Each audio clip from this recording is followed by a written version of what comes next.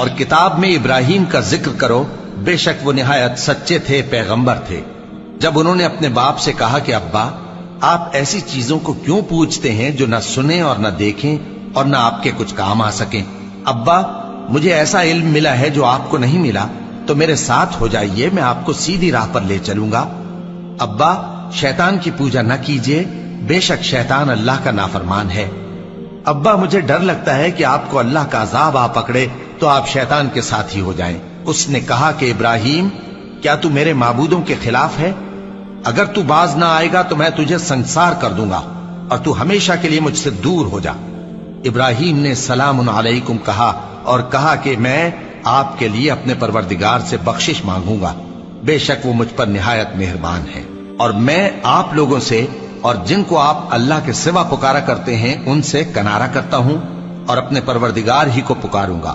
امید ہے کہ میں اپنے پروردگار کو پکار کر محروم نہیں رہوں گا۔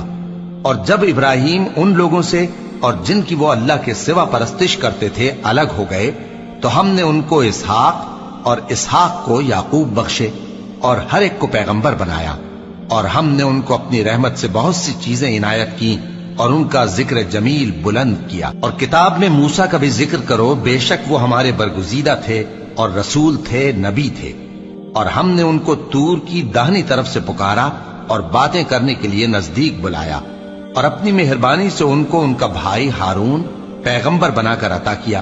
اور کتاب میں اسماعیل کا بھی ذکر کرو، وہ وعدے کے سچے اور رسول تھے، نبی تھے، اور وہ اپنے گھر والوں کو نماز اور زکوٰۃ کا حکم کرتے تھے اور اپنے پروردگار کے ہاں پسندیدہ تھے۔ اور کتاب میں ادریس کا بھی ذکر کرو، وہ بھی نہایت سچے تھے، نبی تھے، اور ہم نے ان کو اونچی جگہ اٹھا لیا تھا۔ یہ وہ لوگ ہیں جن پر اللہ نے اپنے پیغمبروں میں سے فضل کیا، یعنی اولاد آدم میں سے، اور ان لوگوں میں سے جن کو ہم نے نوح کے ساتھ کشتی میں سوار کیا، اور ابراہیم اور یعقوب کی اولاد میں سے، اور ان لوگوں میں سے جن کو ہم نے ہدایت دی اور جنہیں برگزیدہ کیا۔ جب ان کے سامنے ہماری آیتیں پڑھی جاتی تھیں تو سجدے میں گر پڑتے اور روتے رہتے تھے۔ پھر ان کے بعد چند ناخلف ان کے جانشین ہوئے جنہوں نے نماز کو ضائع کر دیا اور خواہشات نفسانی کے پیچھے لگ گئے، سو ان قریب ان کو گمراہی کی سزا ملے گی۔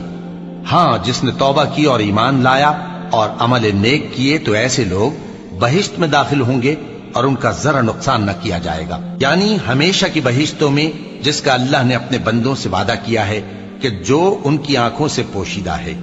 بے شک اس کا وعدہ نیکوکاروں کے سامنے آنے والا ہے، وہ اس میں سلام کے سوا کوئی بےہودہ کلام نہ سنیں گے اور ان کو صبح و شام کھانا ملے گا۔ یہی وہ جنت ہے جس کا ہم اپنے بندوں میں سے ایسے شخص کو مالک بنائیں گے جو پرہیزگار ہوگا۔ اور فرشتوں نے پیغمبر کو جواب دیا کہ ہم تمہارے پروردگار کے حکم کے سوا اتر نہیں سکتے۔ جو کچھ ہمارے آگے ہے اور جو پیچھے ہے اور جو اس کے درمیان ہے سب اسی کا ہے، اور تمہارا پروردگار بھولنے والا نہیں، یعنی آسمان اور زمین کا اور جو ان دونوں کے درمیان ہے سب کا پروردگار، تو اسی کی عبادت کرو اور اس کی عبادت پر ثابت قدم رہو۔ بھلا تم کوئی اس کا ہم نام جانتے ہو؟